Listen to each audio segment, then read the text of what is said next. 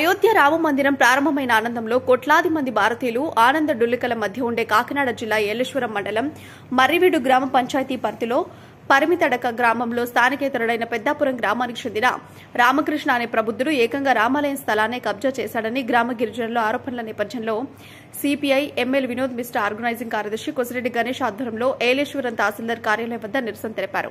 అనంతరం డిప్యూటీ తహసీల్దార్ రవికృష్ణకి వినతి పత్రం అందజేశారు. ఈ సందర్భంగా ఆయన మాట్లాడుతూ పరిమితడక ఆనందనగర్ కాలనీలో సర్వే నెంబర్ 107లో 70 కుటుంబాలు నివాసం ఉంటున్నాయని, అందులో 8 సెంట్ల స్థలం రామాలయ నిర్మాణానికి కేటాయించారని, ఆ స్థలంలోనే పెద్దాపురం గ్రామానికి చెందిన రామకృష్ణ అనే వ్యక్తి దౌర్జన్యంగా ఇల్లు నిర్మాణం చేపడుతున్నాడని ఆరోపించారు.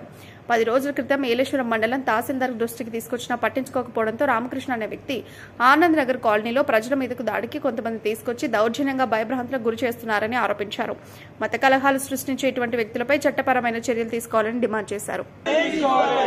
ఆదివాసీ గిరిజన సంఘం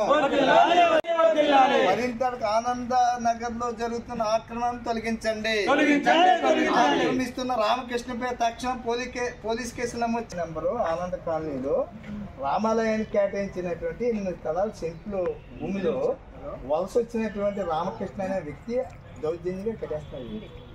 ఇదేంటి ఇలా కట్టేస్తున్నారని ఎంఆర్ఓ గారికి కూడా తెలియపరిచాం. ఎంఆర్ఓ గారు తప్పని చెప్పారు. కానీ నిన్న సాయంత్రం ఏంటంటే ఒక 50-40 మందిని ఎక్కడి నుంచో మొత్తం జనాలు తీసుకొచ్చి ఆ కాలనీలో ఉన్న ప్రజలందరినీ భయభ్రాంతి చంపేస్తామంటే వాళ్ళందరూ తలుపు చేసుకుని భయభ్రాంతికి గురయ్యారు.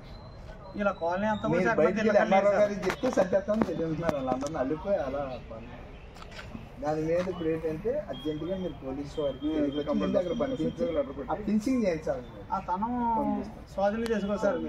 Kosireddy Ganeshwararao CPIML organising committee కార్యదర్శిని.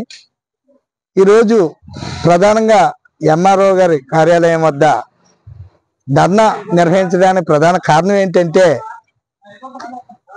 Marriveedu panchayat పరిమితడ గ్రామంలో ఆనందనగర్ కాలనీ అనేటి ఉంది. అది 107 సర్వే నెంబర్లో ఉంది. 70 కుటుంబాలు, అన్ని కులాల పేర్లు గిరిజనులు అందరూ నివసిస్తూ ఉన్నారు.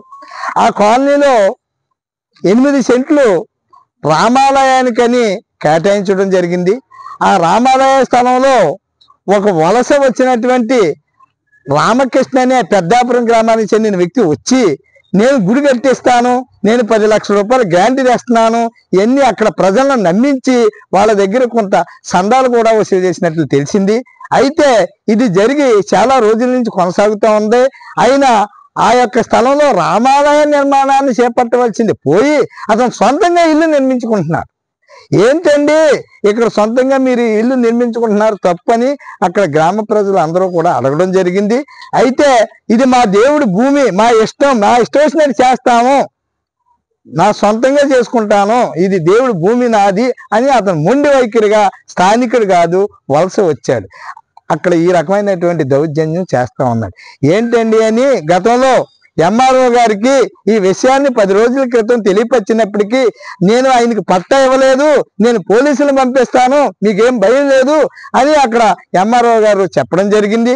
కానీ అక్కడ స్థానికుల కొంతమంది అధికార పార్టీ నాయకులు అండదండలు చూసుకుని వాళ్ళందరినీ రెచ్చగొట్టి అతను మళ్ళీ గుమ్మం మూతం అది పెట్టి ఇల్లు నిర్మాణం చేపడతా ఉంటే నిన్న సాయంత్రం అక్కడ కొంతమంది ప్రజలతో అతను వెళ్ళి, మీ కాలనీ వాళ్ళందరూ ఈ గుడి కడతానో లేదో, లేకపోతే నేను ఇల్లు కట్టుకుంటాను, మీరు ఎవరన్నా కలెక్ట్ చేసుకుంటే చంపేస్తానని ఆ ఇళ్ల మీదకి దౌర్జన్యంగా వెళ్ళి నిన్న భయభ్రాంతులకు గురి చేయించాడు ఈ రామకృష్ణ.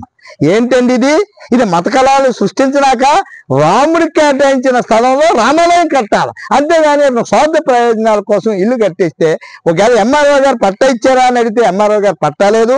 అతను స్థానికుడు కాదు, ఇతర ప్రాంతాల నుంచి వచ్చి అక్కడ ఆ యొక్క గిరిజనుల ఐక్యతగా జీవిస్తున్నటువంటి శాంతియుత వాతావరణంలో వచ్చి అక్కడ మత కలహాలు సృష్టించి అక్కడ ఈ యొక్క యేసుక్రీస్తు చర్చిలో ఉన్నటువంటి వాళ్ళందరికీ కూడా నోటీసులు ఇప్పించడం ఇవన్నీ కూడా చేస్తా ఉన్నారట.